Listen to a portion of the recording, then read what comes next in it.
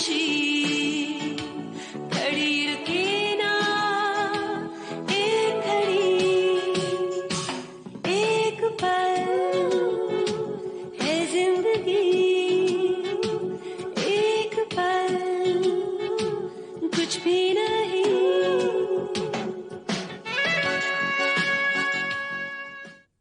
हाँ शीला, लेकिन न जाने क्यों मुझे नहीं लगता कि मैं election जीतूंगा। Just forget about it. मुझे पूरा विश्वास है कि तुम ये इलेक्शन जरूर जीतोगे। खन्ना साहब, मैं ये चाहता हूँ कि आप अपना फैसला बदल लें। हमने फैसला कर लिया है और हम इसे अब बदल नहीं सकते। इनफैक्ट हम अभी हमारे चेयरमैन से मिलकर आ रहे हैं, वो भी हमारे फैसले से सहमत है। It's become a policy decision. मैं कलकत्ता नहीं जा रही। I have rejected my promotion. बेटा, क्यों? लेकिन बस यूँ समझ लो कि मैं तुम्हें छोड़कर जाना नहीं चाहती। अच्छा, आज यहाँ कैसे? मीटिंग के लिए जा रही थी, सोचा तुम्हारा वर्कशॉप तो रास्ते में है ही, तुम्हें लिफ्ट देती चलो। इलेक्शन के लिए आ रही हो ना? बहुत आ रही हो। मैं तुमसे वादा करता हूँ, आज के बाद तुम्हें कोई तकलीफ नहीं होगी। बहुत अपनापन है तुम्हें। ताऊजी ने कहा मीटिंग का वक्त होकर आपको मीटिंग में बुलाया। ठीक है, तुम चलो, हम अभी आते हैं।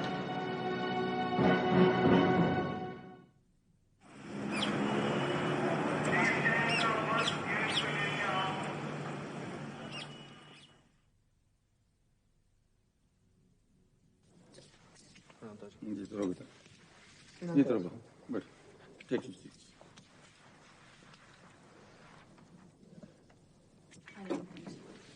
Take your seat.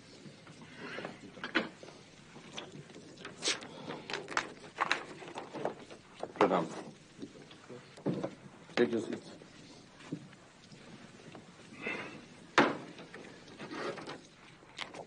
मीटिंग का समय हो रहा है, लेकिन स्वेतलाना अभी तक नहीं आई। सर, मुझे लगता है कि हमें इंतजार करना चाहिए।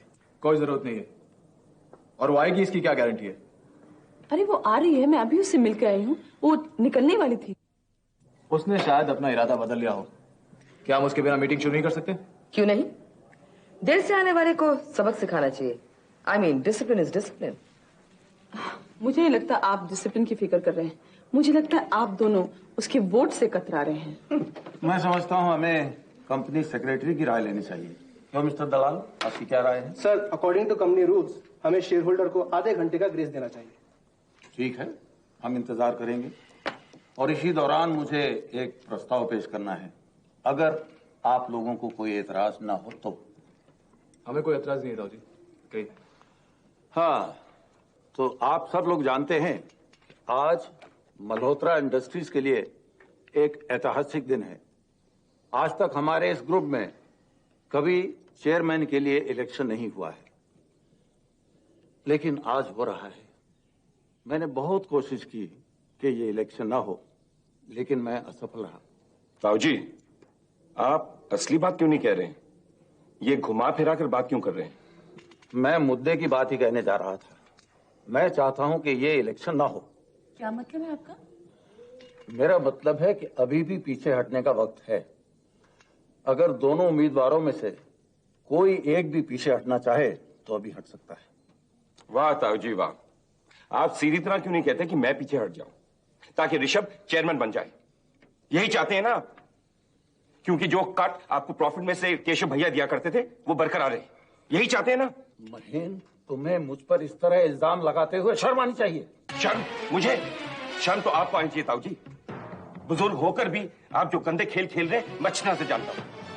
अरे सतलाना की शेयर्स चालाकी से खरीदकर आप बिशप को बेचने जा रहे थे ताकि वो चेयरमैन बन सके। मुझे नहीं मालूम। पता नहीं कौन तुम्हारे कान भर रहा है इस तरह। अरे छोड़िए ताऊ जी, ये शराफत का ढोंग बंद करिए।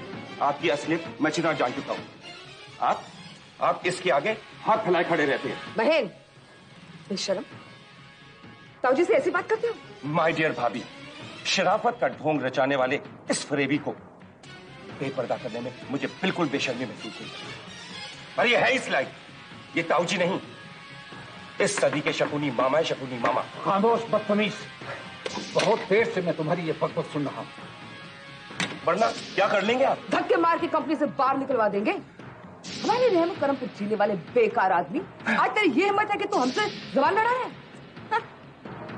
देख लिया जेंटलमैन, आप किस नमूने को वोट देने जा रहे थे? आपकी तो कोई चीज ही नहीं है। बड़ा आया चेयरमैन बनने। देखिए, बेहतर यही होगा कि आप लोगों की बहसबाजी बंद करें। यूं बच्चों की तरह लड़ना आप लोगों को शोभा नहीं देता। रियली?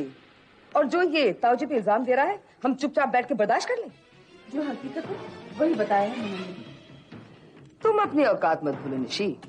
तुम तो इस कंपनी की एक मामूली सी तनख्वाह पाने वाली टेलीफोन ऑपरेटर थी। ये तो तुम्हारा नसीब अच्छा था, या महन की मत मारी गई थी तो उसने तुमसे शादी की, वरना आज तक तुम good morning sir, hold on sir करते स्विच बोर्ड के सामने बैठे। Now this is too much. मैं अपनी पत्नी के खिलाफ ये अपमान सहन नहीं करूंगा। जब तक ये औरत इससे माफी नहीं मांगती, ये इलेक्शन नहीं होगा। माफी? माय गॉड, मेरी माँ किसी से माफी नहीं मांगेगी। Is that clear? It is clear, लेकिन ये इलेक्शन भी नहीं होगा मिस्टर ऋषभ। ये क्यों नहीं कहते हो कि तुम डर गए? महन क्यों डरेगा? डर तो आप रही हैं। मैं? What nonsense. तुम लोगों को पता है कि हार तुम्हारी है। मेरा बेटा तो इलेक्शन जीतेगा, और जब वो जीतेगा मैं देखूंगी कि तुम जैसे एहसान फरामोश आदमी को इस कंपनी से धक्के देके बाहर निकाल दिया जाए। एहसान फरामोश? My foot. केशव भैया ने मुझे नौकरी देकर कोई एहसान नहीं किया। वो अच्छी तरह से जानते थे कि मैं कितना मेहनती आदमी हूँ, और इसीलिए उन्होंने सारा कारोबार मेरे सर पर थोपा हुआ था। ताकि वो दूसरी औरतों के साथ अय्याशी करते रहे। Shut up you. मेरे पापा के खिलाफ एक लफ्ज और कहा तो क्या कर लोगे तुम? सारी दुनिया जानती है तुम्हारे पापा कंपनी से ज्यादा वक्त अपने होटल के रूम में गुजारते थे, और वो भी उनके सेक्रेटरीज के साथ, और ऑफिस महेन चलाता था। और उनकी अय्याशी का जीता जागता सबूत है स्वेटलाना, जो पत्नी ना होते हुए भी, मल्होत्रा ना होते हुए भी इस कंपनी की शेयर होल्डर है, समझे? चाची, अगर ये ऑफिस में होता और आप रिश्ते में मुझसे बड़ी ना होती तो मैं आपसे बदतमीजी करने पर उतरता। अरे बकवास बंद कर ऋषभ। अपनी मर्दानगी औरत को क्या दिखाता है? अगर तुझ में इतनी हिम्मत है, मुझ पर हाथ उठा, मुझ पर। देखते हैं। पछताओगे चाचा, पछताओगे। forget it। जेंटलमैन प्लीज, ये क्या हो रहा है यहाँ? प्लीज आप लोग बैठ जाइए प्लीज। देखिए, अगर आप लोगों को इससे लड़ना है तो अपने घर जाकर लड़िए, ये ऑफिस है। Please maintain some decorum.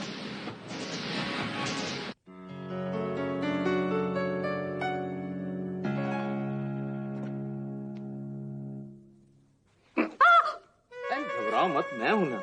और किसी की हिम्मत है जो तुम्हें इस तरह से बाहों में ले ले? छोड़ मुझे, बेशरम कहीं का। कोई देख लेगा तो? अरे कोई नहीं है घर में, और अगर देखा भी तो क्या हुआ?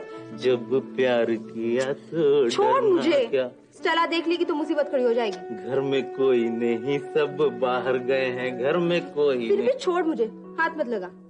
चल छोड़ दिया, अब तो खुश है ना? देख, मुझे बहुत काम है, तू यहाँ से चला जा। अरे काम तो जिंदगी भर रहेगा, लेकिन ऐसे मौके बार बार थोड़ी हाथ आएंगे। क्या मतलब? मतलब क्या बताऊं, तू एकदम ट्यूबलाइट है। सुन, मैडम गई है मीटिंग में, वो वहाँ 2 घंटे अटके रहेगी। माँ जी और स्टेला शॉपिंग करने गए हैं, वो शाम को आएंगे, और बच्चे स्कूल में हैं। मतलब अपना लाइन क्लियर। लेकिन मैडम को गाड़ी की जरूरत पड़ी तो? मैडम को गाड़ी की जरूरत नहीं पड़ेगी, वो मीटिंग में अटकी है। चलना बाबा तू। छोड़ मुझे, मुझे डर लगता है। काय को नखरे कर रही है, आना। छोड़ ना पहले। देख सुनीता, तुझको मेरे प्यार की कसम। ऐसे फिल्मी डायलॉग मत मारा। नहीं सच्ची सुनीता, मैं फिल्मी डायलॉग नहीं मार रहा हूँ। देखना, अपने 2 घंटे में अपना आधा घंटा तो ऐसे ही किया, और आधा घंटा लगेगा मैडम तक पहुँचते हुए। मतलब अपने हाथ में खाली 1 घंटा है बस। हाँ, इसलिए तो बोल रहा हूँ, जल्दी जल्दी। पहले छोड़ मुझे, चल फिर। आजा आजा आजा। वहाँ कहाँ जा रहा है? यहाँ से चल, इस दरवाजे से। क्यों, यहाँ से क्यों नहीं? तेरा कमरा यहाँ है ना? अरे तो अपने खोली में कौन जाना चाहता है? मतलब आज चलते हैं ना, मैडम के खोली में है। चल। बड़ा आया मैडम की खोली में जाने वाला, चुपचाप अपने कमरे में चल। चल। एक्सक्यूज मी, अगर आप लोगों की इजाजत है तो मैं कुछ कहना चाहूंगी। इजाजत है। Thank you. मैं चाहती हूँ कि मीटिंग शुरू होने से पहले हम स्वर्गीय श्री सुधाकर और केशव मल्होत्रा की याद में 2 मिनट मौन रखें, क्योंकि मेरे ख्याल में ये पहली ऐसी मीटिंग है जहां दोनों शामिल नहीं हैं। So if you don't mind ladies and gentleman, please.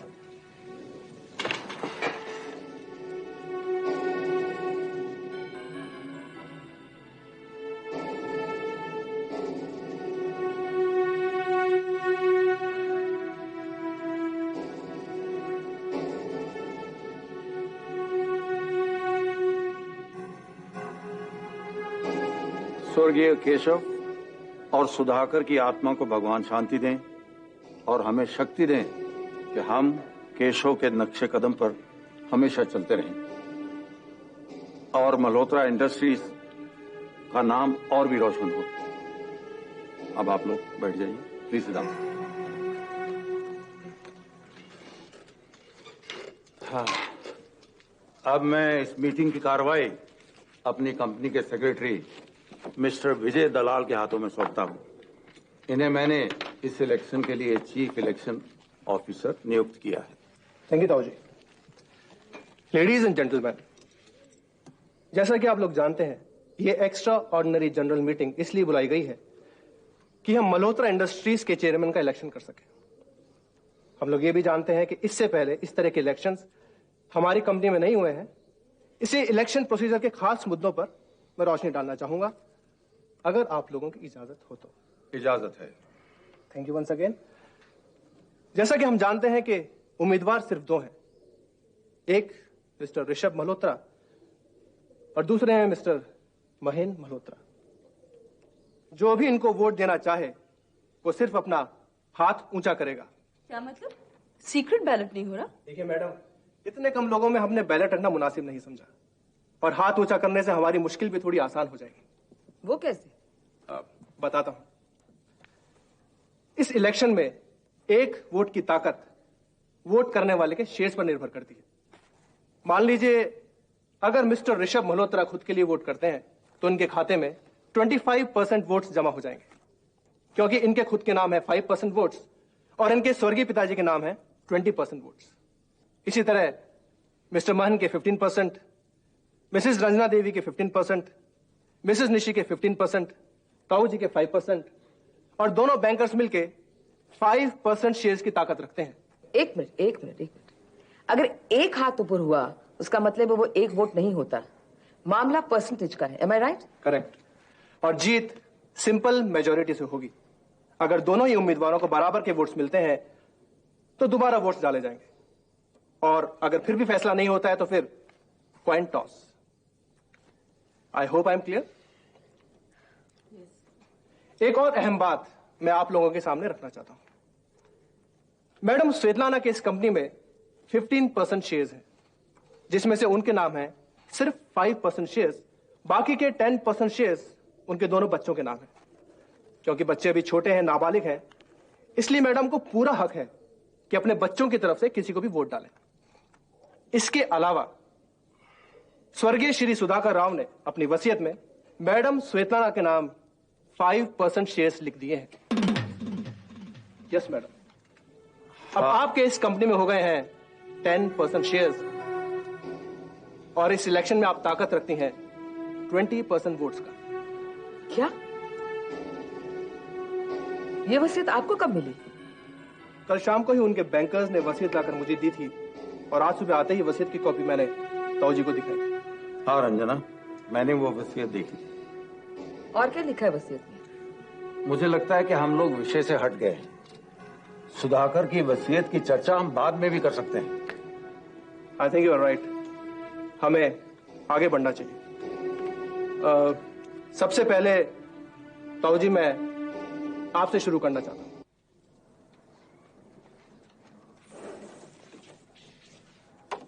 Hi Medha. Hi.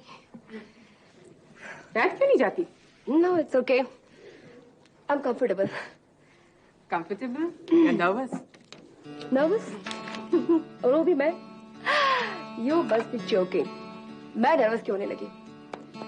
Election का नतीजा क्या होगा, शायद ये सोचकर नर्वस हो।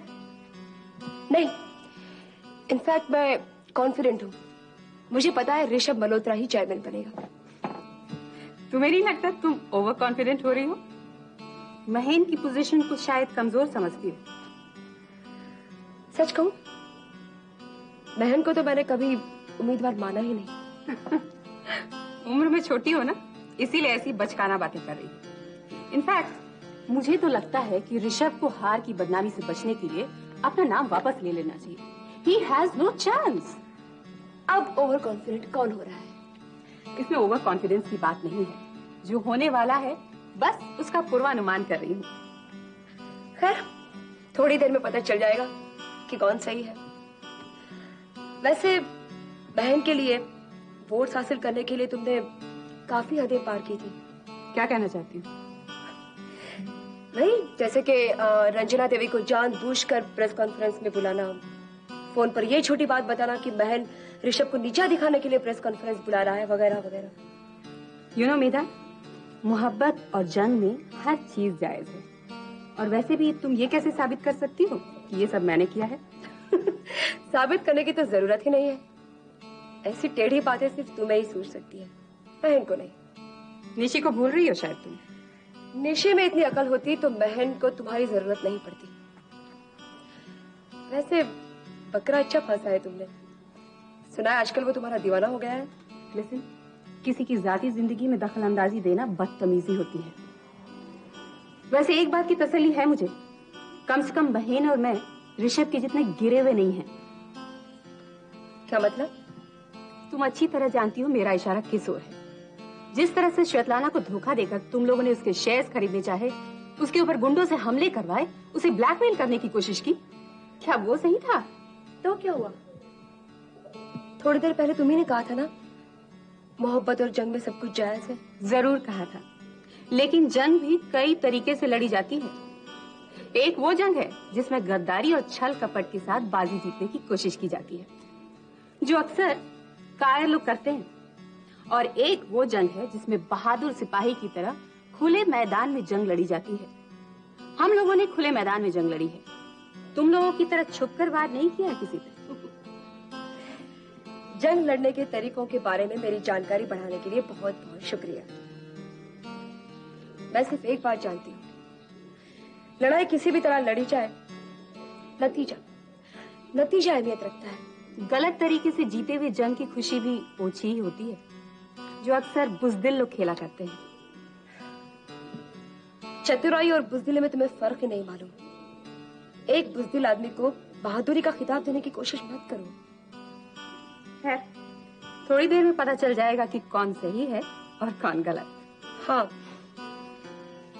लेकिन इतनी देर क्यों लग रही है? अब तक तो इलेक्शन हो जाना चाहिए था। थोड़ा कॉम्प्लिकेटेड है ना ये प्रोसेस। हर एक मेंबर के शेयर्स के परसेंटेज को पहले तय करना पड़ता है और वोट्स बदलना पड़ता है। ओ आई सी। है, जो भी है जल्द हो जाए तो अच्छा है। मुझे थोड़ी टेंशन हो रही है। यानी कि मैंने जो शुरुआत में बात कही थी वो सच थी। मैंने कहा मुझे टेंशन हो रही है, मैं नर्वस नहीं हूँ। एक ही तो बात है। नो, हम फिर से बहस क्यों कर रहे हैं? एग्जैक्टली। एक बात कहूँ मेधा, इस इलेक्शन का नतीजा चाहे कुछ भी निकले, लेकिन हमें दोस्ती बने रहना चाहिए, है ना? Sure, why not. All the best to you. Same to you. तो ताऊ जी, आप किसे अपना वोट देना चाहेंगे? I vote for mister Rishabh as chairman. Mister Rishabh Malhotra के खाते में 5% वोट्स जमा हो गए। Next is mister Mahen Malhotra. जाहिर है आप खुद के लिए ही वोट करेंगे, लेकिन फिर भी मुझे आपसे फॉर्मली पूछना होगा। I vote for myself as the chairman. Mister Mahen के खाते में 15% वोट जमा हो गए। Next is missus Ranjana Devi. मैं अपना वोट ऋषभ को देती हूँ। Thank you. Mister Rishabh Malhotra के खाते में हो गए हैं 20% votes. Next is missus Nishi Malhotra. Obviously मैं अपने पति को वोट दूंगी। देखिए मैडम, अगर आप स्पष्ट शब्दों में बोलेंगी तो अच्छा होगा। I vote for mister Mahen Malhotra for chairman. Mister Mahen के खाते में हो गए हैं 30% वोट्स। अब बारी है मिस्टर ऋषभ मल्होत्रा की। मैं अपना वोट अपने आप को देता हूँ। Thank you mister Rishabh. अब आपके खाते में हो गए हैं 35% वोट्स। अब दोनों बैंकर से पूछ लिया जाए। पहले आप बताइए। I vote for mister Mahen Malhotra as chairman. Fine. और खन्ना साहब आप? मैं भी अपना वोट मिस्टर महेन मल्होत्रा को देता हूँ। That's good. इन दोनों वोट्स के बाद मिस्टर ऋषभ मल्होत्रा के हो गए हैं 45% वोट्स और मिस्टर महेन मल्होत्रा के हैं 35% वोट्स। जैसा कि मैंने आप लोगों से कहा था कि जीत सिंपल मेजॉरिटी से होगी। लेकिन मैं आप लोगों को एक बात बताना भूल गया, हमारी कंपनी के रूल्स के मुताबिक सिंपल मेजॉरिटी से जीतने के लिए उम्मीदवार को कम से कम 60% वोट्स मिलने चाहिए, और आप लोग जानते हैं यहां पर किसी भी उम्मीदवार को 60% वोट्स नहीं मिले हैं। इसलिए मैडम स्वेतलाना के वोट्स बहुत ही इंपॉर्टेंट हो गए हैं। शान की खातिर जान की बाजी, मान की खातिर ईमान की बाजी,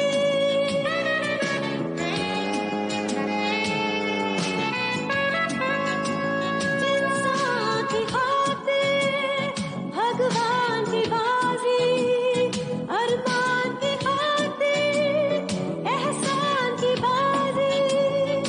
वो क्या जीते ये क्या हारे, दिन छोटा